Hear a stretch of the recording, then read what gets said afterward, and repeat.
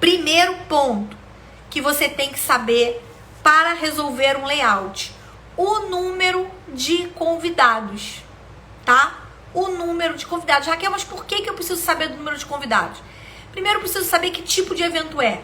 Se eu tenho um evento infantil, quantos adultos vão estar presentes nesse evento infantil? Se eu tenho um casamento, eu tenho um outro perfil. Se eu tenho um 15 anos, se eu tenho um corporativo, é outro perfil. Então aqui eu vou falar por perfil. Se eu tenho um evento infantil, criança vai ficar sentada? Não. Criança vai brincar, criança vai estar no entretenimento, criança vai estar no pula-pula, criança vai estar na piscina de bolinha, criança vai estar fazendo 1 milhão de coisas mesmo sentada. Mas eu tenho que entender daquela festa quantos adultos eu tenho. Para quê? Para planejar a parte estrutural. Então a gente tem o pilar número 1, que é o pilar da estrutura.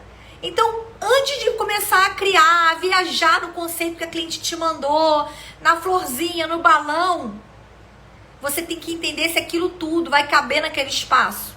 Porque senão você viaja, depois tem que voltar cortando tudo, e isso gera retrabalho para você. E uma coisa que a gente tem que, como decoradora, saber administrar bem é o tempo. Por quê? Porque você todo dia tem que estar vendendo. Então, se aquele projeto fica te demandando pensar, organizar, planejar, ele te atrapalha o seu faturamento mensal. Então, quando você recebe um projeto, você tem que seguir um fluxo e resolver aquilo. Tem gente no mercado de decoração, não é uma crítica, é uma observação, que recebe o cliente, fecha o contrato e fica resolvendo o evento desse cliente até as vésperas do evento acontecer. Eu não recomendo que você trabalhe dessa forma. Por quê? Porque isso te consome tempo, energia. Ah, Raquel, mas o cliente não vai entender. Não, o cliente vai entender sim. Se você tiver um método de trabalho. Se no início da sua negociação com ele, você explicar quantas reuniões você vai fazer, o que você vai resolver em cada reunião e onde você vai documentar tudo que ele escolheu. Tem que ter uma forma de documentar isso para que ele não fique indo e vindo com você.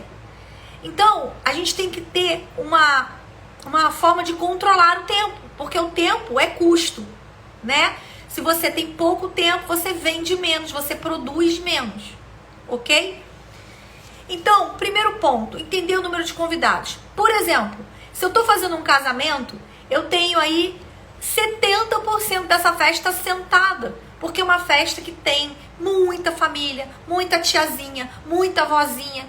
Então tem uma estrutura maior de mesas, cadeiras, bistrôs, sofás. Se eu estou fazendo um evento corporativo, por exemplo, eu tenho de 30% a 40% desse evento sentado, no máximo. Se eu estou fazendo um 15 anos, eu tenho espaço sentado para os adultos. Mas para os adolescentes eu tenho muito menos espaço sentado. Eu também tenho um percentual de 50% de estrutura de espaço sentado.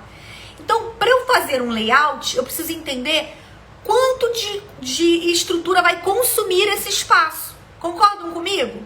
Então, por exemplo, se eu estou fazendo uma festa infantil, eu tenho ali o espaço da mesa de doces, eu tenho um espaço para lembrancinha, de repente eu vou ter o espaço para os entretenimentos e o espaço para o lanchinho. E eu tenho que planejar todos esses espaços dentro daquele local que o cliente alugou. Se eu estou fazendo um casamento, eu tenho também a nossa mesa de doces. Toda vez que a gente falar de evento social, bota uma coisinha na cabeça de vocês, porque isso vai te ajudar também na hora de resolver layout. Todo evento social, a primeira coisa que as pessoas procuram quando chegam no evento social é a mesa de doces. É a mesma coisa quando você vai num show. A primeira coisa que você procura quando você vai num show é o quê? O palco. Quando você vai num evento social, a primeira coisa que você procura é mesa de doces. Então já vai a segunda dica para você resolver um layout. Mesa de doces nunca pode estar escondida. Mesa de doces tem que estar numa área de destaque. As pessoas estão entrando no evento, elas têm que ver o cenário de doces. Seja infantil, seja casamento, seja 15 anos. Por quê? Porque é uma área, é a principal área que as pessoas procuram, assim como elas procuram um palco quando vão no show. Tá? Segunda área que as pessoas procuram, área de entretenimento, bar. Terceira área, banheiro, tá? É bem assim. Então, quando a gente está criando um projeto de decoração, A gente está considerando, independente do seu nicho, infantil ou adulto, a gente está considerando 2 pilares. O pilar da experiência e o pilar da permanência. Gente, tudo isso que eu falo para vocês aqui é um conteúdo riquíssimo para você usar como argumentação da defesa do seu trabalho. Tudo que eu tô falando aqui são coisas que talvez você faça e não saiba que tem nome. E por não saber que tem nome, chega na hora da venda, você não consegue defender com o teu cliente. E por não defender com o seu cliente e por não gerar consciência, você não gera valor. E por não gerar valor, o cliente fica pedindo desconto. Então, todo esse tema, essa temática que eu trago aqui para vocês, é para vocês entenderem que o que vocês fazem, talvez até de forma inconsciente, tem nome. E é, assim, uma demanda.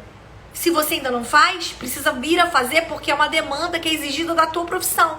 Por quê? Porque o cliente, ele não sabe tudo que você é capaz de resolver. Mas quando dá errado, ele te cobra. Ele não sabe o que você é capaz de resolver. Mas se depois do evento der qualquer problema nisso que eu tô ensinando aqui pra vocês, porque dá problema se você não tá atenta, ele vai te cobrar. Então a gente tem 2 pilares. A gente tem o pilar da experiência e da permanência. No pilar da experiência, eu tô avaliando o que para montar o meu layout? O fluxo dos convidados, o comportamento dos convidados, o fluxo dos serviços, para poder montar o meu layout. E vocês já vão entender como. E no pilar da permanência? Qual é o resultado fotográfico de cada cenário? Porque o que vai ficar depois do evento é a lembrança, não é a fotografia. Então, o meu trabalho vai ficar registrado permanentemente na fotografia. Por isso, o pilar da permanência. Entenderam? Segundo ponto que você vai precisar entender. Quais são os serviços que estão contratados para esse evento? Então, qual é o tipo de buffet que você tem? Então, às vezes no infantil, a gente tem só buffet volante a hora do lanchinho. Às vezes, você tem várias estações de comidinha. E ocupa mais espaço. Não é? Diferente. No adulto, a gente tem o buffet, às vezes, fixo com o volante. Às vezes, você tem jantar. Às vezes, você tem estação de antepastos. Então, a gente precisa entender qual é o serviço de buffet que a cliente contratou. Porque senão chega no dia do evento que forçosamente você vai ter que mudar todo o seu layout. Você vai ter que refazer o seu layout no dia do evento. Pode dar certo e pode dar super errado.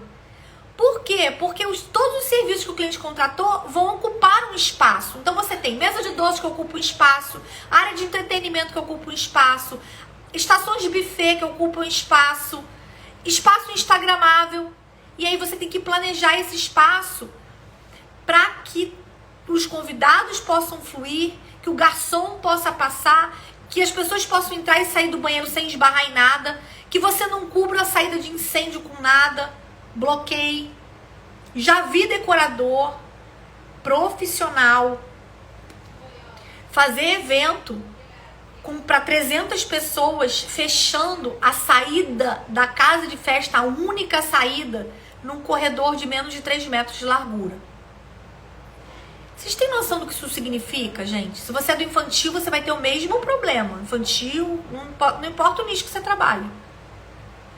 Você tem que saber que para cada 100 pessoas, a gente, pelas regras do corpo de bombeiros, a gente tem que ter uma saída de emergência de um mínimo 3 metros de largura. Então, a nossa cenografia, aquilo que a gente cria na decoração, jamais pode ser algo que, se tiver um incêndio, vai bloquear as pessoas de ou acessarem um extintor, acessarem uma mangueira, ou de saírem do local. Por quê? Porque se tiver um incêndio, você mata as pessoas, de cenografia mata, mata mesmo. Já tem vários casos, aqui no Brasil inclusive. E você responde processo criminal se você fizer algo que comprometa a segurança de um evento.